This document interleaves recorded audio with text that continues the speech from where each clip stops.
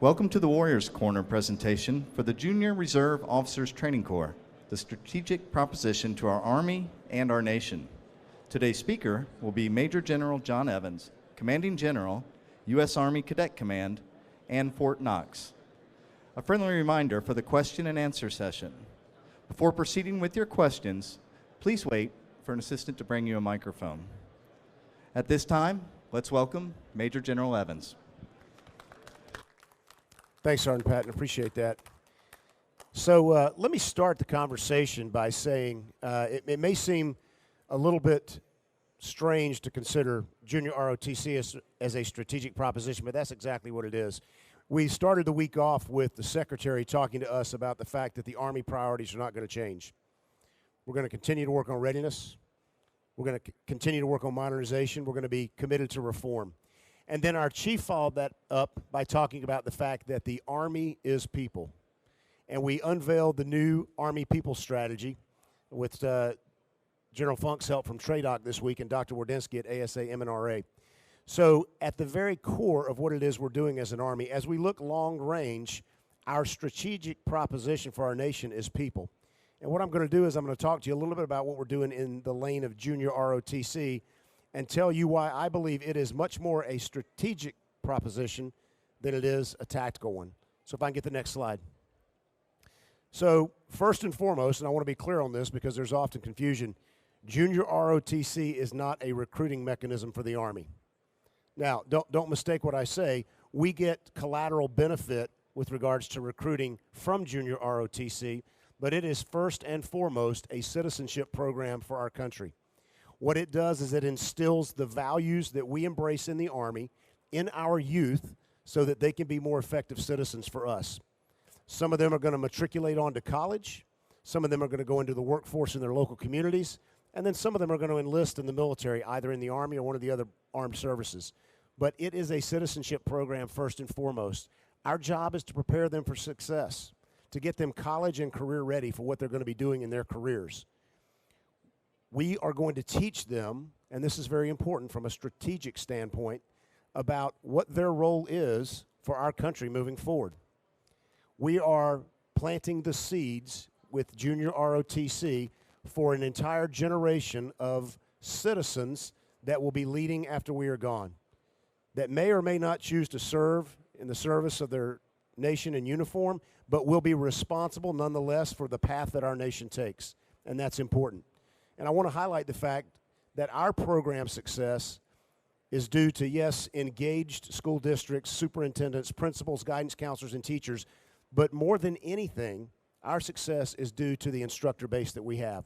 An incredible group of young men and women who have retired from our Army honorably and are taking on this role to be trainers and leaders of our youth as we move forward. And I'll talk to you a little bit later on about how you can help those who have served honorably look into Junior ROTC instruction as a career path. Next slide. This slide here reflects kind of what our seminal problem is in the Army with regards to bringing more diversity and balance across our force. As you take a look at the slide here, the light blue area indicates where we are undersubscribed for Junior ROTC. And we've got a calculus that you can see there that we take the number of funded programs, divide it by the number of high schools across the nation, and multiply it by the number of schools in the state. And what we would like to see is a one-to-one balance there. As you can see, in a lot of places, we're woefully underrepresented. You look at Oregon, we're at a 5-to-22 ratio. Whereas in the crooked smile of America, where we draw much of America's combat forces and much of the people, the men and women who enlist or serve in the military, we're doing very well. In Texas, better than 1-to-1. In North Carolina, 4-to-1. We've got a problem that we've got to get our mind wrapped around in that we've got to make sure that as we move out as an Army, we are representing our nation by pulling people from all walks of life. We know for a fact that only 4 in 1,000 people in our country serve. We know for a fact that only 5% of the people in our country know someone who serves, which always seems strange to us because we grow up in and around the military. We spend time around military installations, but really only 5% know somebody who serves in uniform. And then if you think about the fact that somewhere between 75 and 78% of those who serve in uniform have a member of their family in the first or second generation who served in uniform, you can see we've got a bit of a strategic problem. It's become a family business. And there's a lot to be admired in the fact that it's a family business, to be able to serve like your mother or your father did, but there's also a caution there that we are at risk of making our pool and population of potential candidates too small to serve our country. So I show you this slide only to give you an idea of where we are doing exceptionally well with junior programs and where we've got some areas for some help. If you take a look at the scale of what it is we do here, and I'm going to talk about scale again in a minute, it's almost 1,700 programs across the nation for the Army. 2,500 defense, National Defense Cadet Corps. Those are programs that the schools fund themselves. All we provide them is the curriculum. They have to pay for the instructors, for the equipment, for the classrooms. Many of those NDCCs are on the OML to become junior ROTC programs, and we work very diligently to try to get them to a place where they can realize their goal of being a junior ROTC program. Almost 4,000 instructors across the enterprise and over 300,000 high school students in Army junior ROTC alone. So again, that's bigger than the Army Reserve by a factor of 50%. So it's a large population, a large group of people that we can leverage. Next slide, please. Busy slide here, but I want to draw a couple of things out for you. You can look at the heat map and see where our junior ROTC programs are. A lot of that just reflects the growth of our country, right? The westward expansion. Many of our programs are 120 years old, 125 years old. They have been around longer than the senior program has been around. Military schools and military academies that have existed for a long time across the Southeast. As you take a look at our density for schools, there are approximately 34,000 high schools in the United States. Of those 34,000 high schools, 11%, about 3,500, have a junior ROTC program of some flavor. The Army owns about half of those. Over 1,700 programs out of those almost 3,500 belong to the Army. So you can see we are well represented with regards to how much of junior ROTC we administer. What we found out as we did some digging about this to see what the return on investment is from a recruiting standpoint and what we could realize with regards to how many of the young men and women that are in junior ROTC come to the Army. We know that somewhere between 20 and 25% of the young men and women in junior ROTC will go on to serve in the military. They will either matriculate into college and go to one of the academies, military academies. They will either go into the senior ROTC program or they will enlist in one of the services. So we know that's about 20 to 25%. But what we were shocked to find as we dug into this is that of that 11% of high schools that has junior ROTC, nearly half of the people who enlist in the regular Army come from a junior ROTC program. Not always Army, but 21% come from the Army.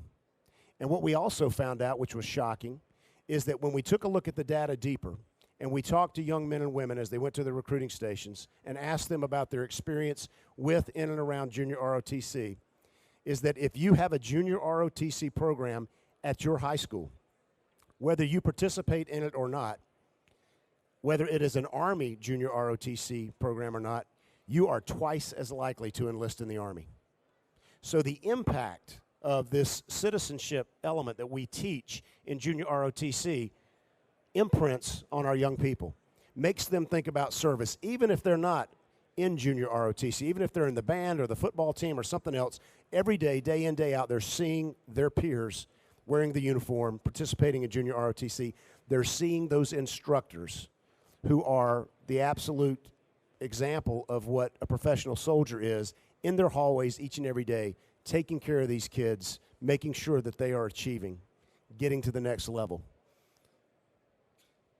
Next slide. Program quality indicators are big.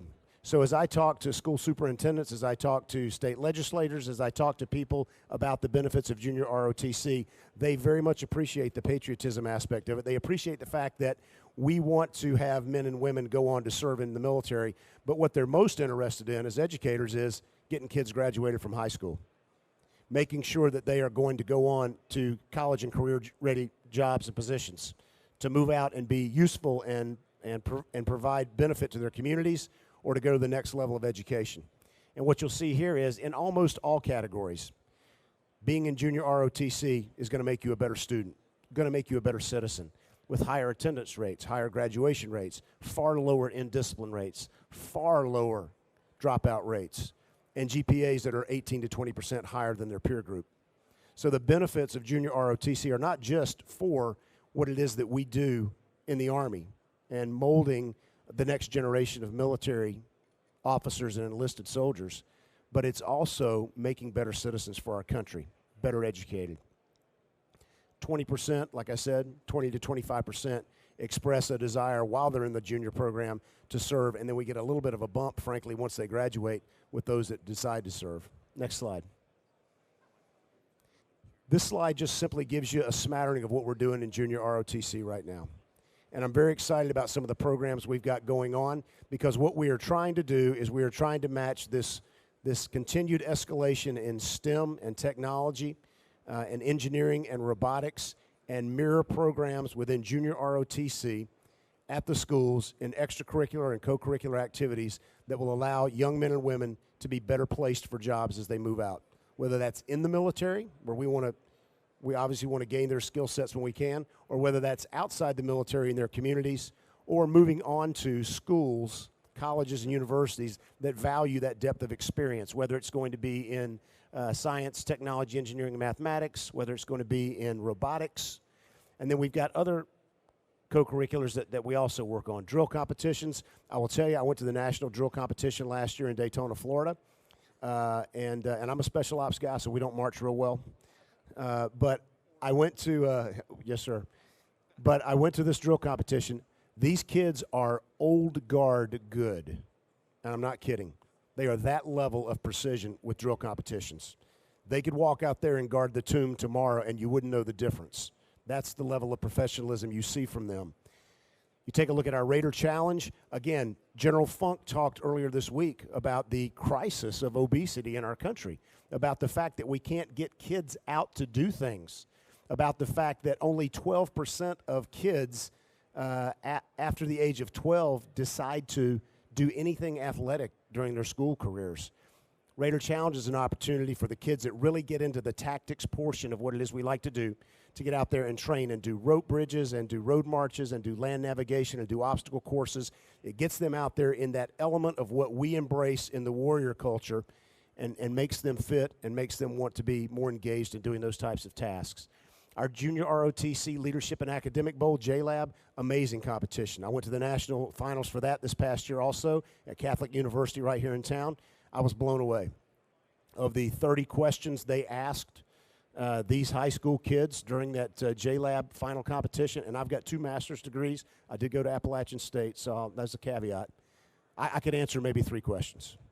I mean, the level of their academic acuity was amazing. And we continue to do that and foster that as we move forward. Air rifle competitions always scares people when I start talking about junior ROTC kids with air rifles, right? Okay, they're non-lethal weapons. And what we're doing is we're taking them and teaching them discipline and skill sets that they can use later in life, that they can apply across a breadth of experiences.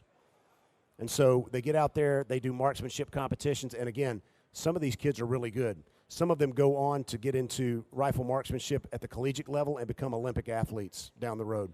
So we're very proud of that program as well.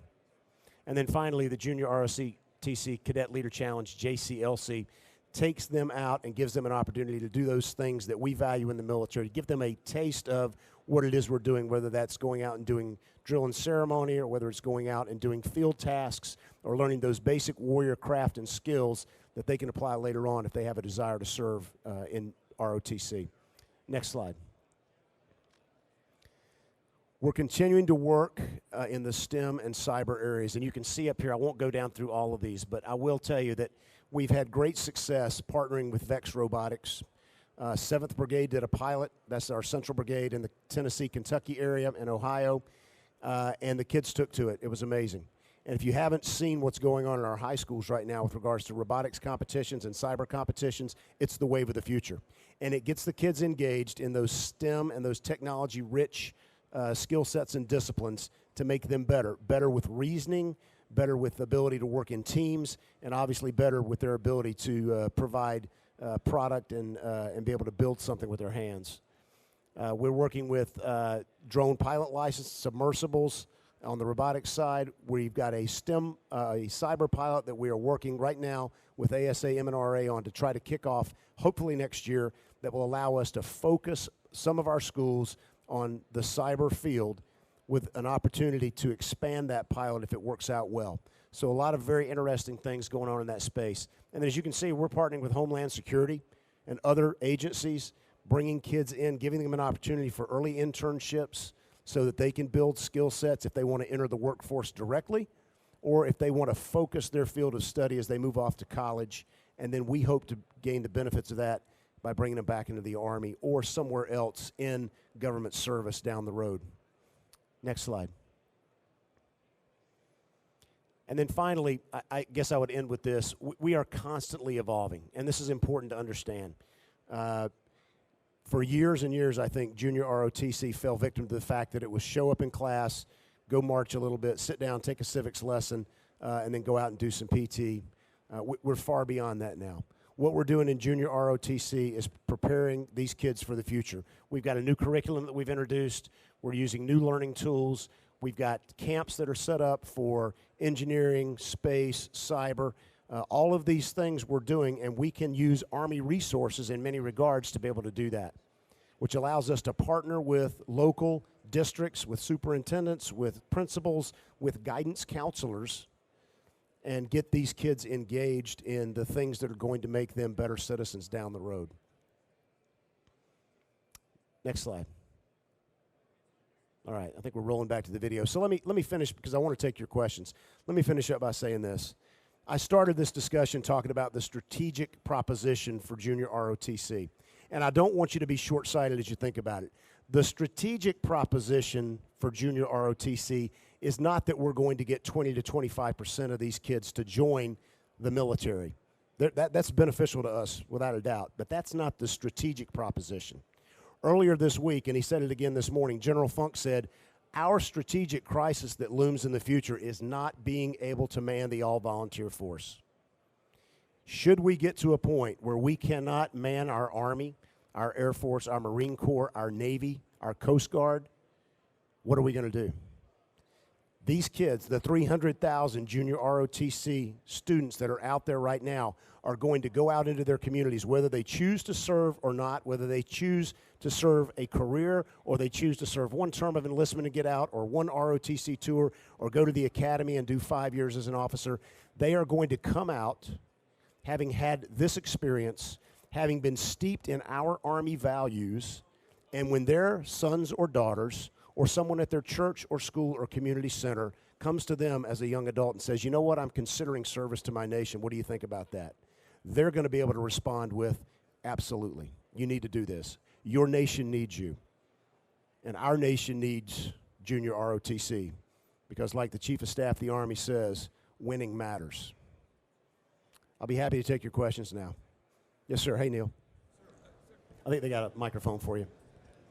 Thank you, General Evans. Excellent presentation, and we're sold on junior ROTC. I'm the CASA for Eastern Washington, Neil Seelock, previous DCG of Cadet Command, and junior ROTC is near and dear to our heart. But, sir, we want to be able to take the proper message back. We know it's difficult to get a new program started. Thank you. We just got University High School off the ground this year, and it's going to go great guns. First Army program since we opened Wellpennant 10 years ago. But is it reasonable to expect that we can expand where it's wanted? Or is there a possibility of, as an example, sharing between schools? So, great question. Let me start by saying, so everything's got a price, right? Junior ROTC is set up as a DOD program. Is set up in law, statutory law. It is capped right now at a little north of 3,400 programs across all the services. Now, what we do have flexibility to do with junior ROTC that, frankly, we can't do with senior ROTC is that when, from time to time, a program attrits, you know, it fails either because the school district loses interest, or there's a leadership change in the school district, or they don't want to fund it, whatever the case may be. When that program attrits, we go back to our order of merit list, and we go to the top of that list, and we say, okay, you now get a program. Hopefully you're ready to fill that program, and we allow that program to open. I've been in discussions with General Funk and with ASA MNRA, Dr. Wardynski, about what would be the benefits of increasing junior ROTC. Is that something we should look at? Is that strategic proposition such that that's a good expenditure of resources? But the caution there is, because like you said, it's very popular and people buy in. Once you plant a program somewhere, if that program's not failing, it is exceptionally hard to unplant it. Our Congress gets very, very personally involved. They love these programs. They see what it does for their communities. They see what it does for their constituency. And so going in and saying, hey, we're going to cut the budget this year and we need to cut 100 junior ROTC programs, I can tell you that'd be dead on arrival in Congress. So we have to be very deliberate about the way we approach this. We are having discussions about, do we need to look at the size of junior ROTC? But some of those discussions have yet to occur. You bet. Good Yes. morning, General. My Hi. name is Sarah Matthews. Hi, Sarah. The question I have for you is, our daughter she's an Army brat. Okay. She's been in Air Force JROTC, and my husband just retired and is the Commandant of the Corps at the University of North Georgia. Oh, okay, great. So she's actually in a Marine JROTC now, but she's interested in flying. Okay. So my question is what is the Army doing for the JROTCs who are interested in flying? What I'm getting at is the Air Force actually has a program for their JROTC to compete for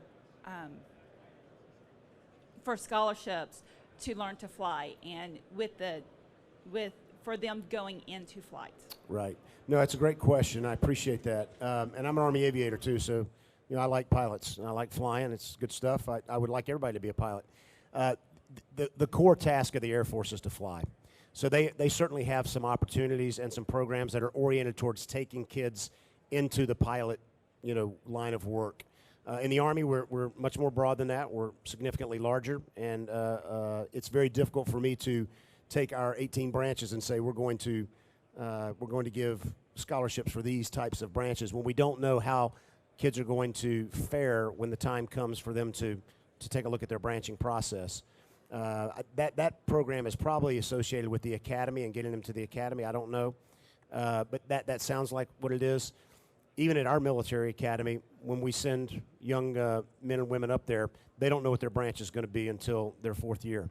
So we don't have a program like that. It would probably be cost prohibitive for us to do that in the Army, only because aviation is just a part of what we do. But certainly, if she has a desire to fly in the Army, she can move into senior ROTC in the Army, compete well. Aviation tends to be very popular, so it's a difficult branch to get. But if she's already building the attributes for that, as we're looking at talent management down the road, we're looking at ways to measure those attributes now so that we can say to her, hey, we've looked at you as a student, as a whole person, and you actually have aptitude to be a pilot. So we think you'd be a good match for aviation. So we'd like for you to be an Army aviator. So I think those types of things are on the horizon. There's opportunities there. Thanks for your question. So just a comment. I'm, Joe Schroeder. I've been an AUSA member for about 30 years, and I've been heavily involved in the JROTC and the ROTC program through AUSA for about the last 20 years. And my experience with the kids in the different schools that we're affiliated with is the peer pressure to do well in JROTC. These kids, some of the schools, as you know, they have drug problems or things like that. These kids will rat each other out in a heartbeat to stay in the program. If they find out that there's somebody doing drugs or something other that's immoral or whatever, they'll report them, and the kids will wind up getting into a lot of trouble for it. I've seen kids, you mentioned drill and ceremony before. Mm-hmm. As everybody knows, being in the military, drill and ceremony is all about teamwork. Everybody's heard the expression, of course, you make your military right, your military left, and all that stuff when somebody makes a mistake. But the kids, I've seen kids, one kid in particular that was going to drop out of high school, but he was really good at drill and ceremony. He was the leader on the team. And the other kids, with the peer pressure, convinced him to stay in and graduate. So on the grassroots level, down there at the schools, there's a lot of peer pressure, a lot of positive things going on just between the kids themselves. Sure. And it's very important. It's a very important aspect, I believe. No, I greatly appreciate that. And I have 2 preteens myself, so strangely enough, as a general, I have young kids. And I'm watching very closely, that dynamic in school, and I'm sure some of you have school-age kids as well. What I would tell you that I think is important, and I alluded to it earlier in the discussion, is the difference maker in that equation is that junior ROTC instructor. And what you find in most cases, not all, admittedly we've got some folks that we need to move along and we're working on that, but in most cases, they are the difference in the program because they come in, and particularly in areas that are underserved or underrepresented. You may have kids there that come from broken homes, single-parent homes, homelessness. We've got kids literally that are homeless in our junior programs. They come in and they walk in the door, and the instructor looks at them and goes, I'm going to evaluate you as a man or a woman. You got to earn your place here. We're not going to give you anything. And the kids respond to that. They want that accountability. They want to be able to earn their place, and they do amazing work once that happens. And so I'm sure what you're talking about occurs out there because kids are kids, and they're developing and forming, and all kinds of things are going on with them physiologically and psychologically. But more importantly, I think what you find is our instructors build this spirit of teamwork by referring back to our Army values and telling a young person, hey, integrity is important.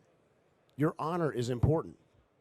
Loyalty is important. Personal courage is not just standing in the face of fire, but standing up to a bully or standing up to someone who is doing something that you know is wrong. And I think we ground ourselves with those Army values, and our instructors embody that, and they teach that, and they project that, and it's really an amazing program. And our instructors, by the way, let me point out, they don't work necessarily for me. The instructors are certified by United States Army Cadet Command and the Army to make sure that they are people of good character, right? We put them through a CNACI check to make sure they're not on child registry lists or things like that. And then the school district hires them. So they're employees of the school district. If they do something that is not in keeping with the Army values, I can't fire them, but I can decertify them, and they can't teach junior ROTC anymore. So if the school district wants to keep them around as the basketball coach, that's on them, but they're not going to teach junior ROTC. So we have a level of control there to make sure that that quality never dips below where we want it to be at the Army, and our quality line is pretty doggone high. So thanks for your comment and for the opportunity to talk about our instructors.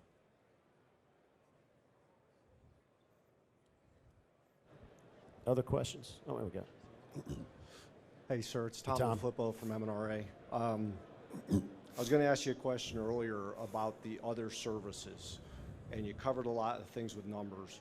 My question is, based on where we're going with STEM and cyber and some other things, what else did we learn besides numbers when we look at the other services, from how they select instructors, new initiatives, other things that we could learn from them that would continue to help this effort? Yes, that's a great question, Tom. He asked about, what have we learned from the other services and their junior ROTC programs. In a lot of schools, we've got several different programs. We've got folks that are operating that are doing, you've got Air Force and Army there represented. That's rare, but it happens. And we always try to partner with our DoD partners, right? We want to learn best practices. We are far and away the biggest kid on the block, and we bring a lot of, I think, power and initiative to that. What you'll find is, I think, because soldiers being what soldiers are, we're the best rounded warriors, frankly, in the Joint Force. That'll probably offend some people, but it's true. They can do the basic blocking and tackling of what it is we do as a soldier. And so our instructors are kind of oriented that way to teach that basic blocking and tackling. The Air Force has a program called Cyber Patriot. We have jumped onto that program and are expanding that program. And again, that was kind of an initiative by the Air Force to kind of take folks down the cyber road. Now, ASA MNRA is interested in us doing something similar, but maybe at the next level, and we're looking into doing that right now. But we're always looking at our Air Force and Navy and Marine brethren to see what they're doing. And when you go to these national competitions, drill competitions, JLab, things like that, they're equally represented, the services are. So the kids are not just learning about Army values and traditions and culture. They get exposed to the Marine Corps and the Navy and the Air Force traditions and culture. And I think that's pretty powerful as well, because a lot of kids that are in Army junior ROTC will choose to serve in one of the other services. And and that's okay. That's okay. Thanks, Tom.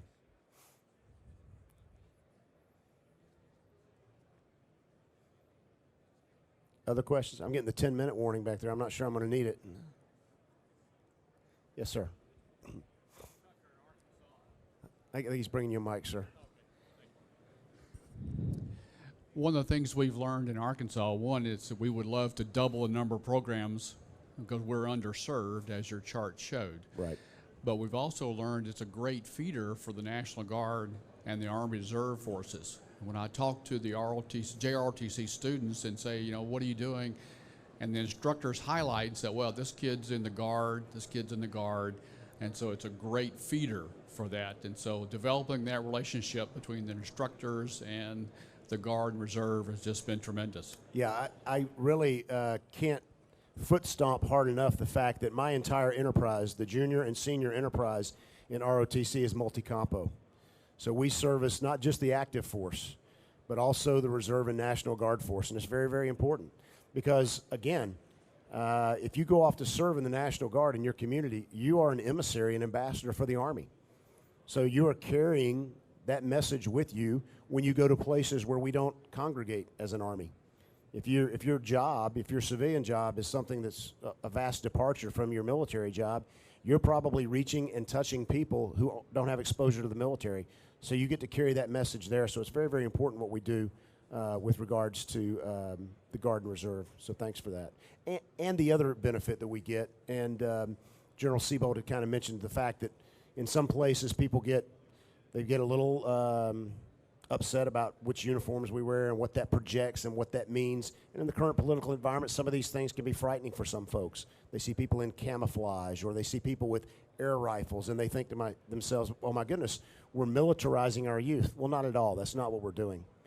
So what we have to do is we have to convince folks that what we're doing is we are building better citizens for tomorrow. And it's not about air rifles or what uniform you're wearing. It's about demonstrating that self-discipline and allowing them to build all of those values that we hold dear. So thanks for your comment.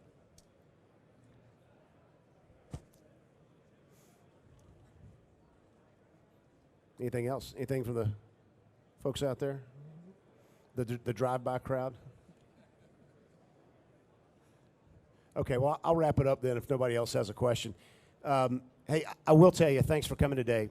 You can do us a great benefit and a great service by talking about junior ROTC in your communities, in your schools. If they don't have a program, if they want a program, have them reach out to Cadet Command. There's a very simple online process to be able to get in touch with my team and apply for a program at a college or at a high school. And we will take that into consideration. We'll rack and stack them on the OML. I'll be honest, our OML right now is a little over 250 schools. So we've got a lot of people that want junior ROTC that we can't service right now because, frankly, it's just a funding issue. But we always want to be aware of where people want to do this. And again, as the chief said, as the secretary said, as General Funk always says, you are all recruiters for us. And junior ROTC, even though it's not a recruiting tool, down the road, those young men and women, by virtue of their exposure to our culture, are going to be recruiters for all of us as well. They're going to be out there, they're going to be achieving things, they're going to be getting stronger for our country, and they're going to be winning because winning matters. Thanks a lot.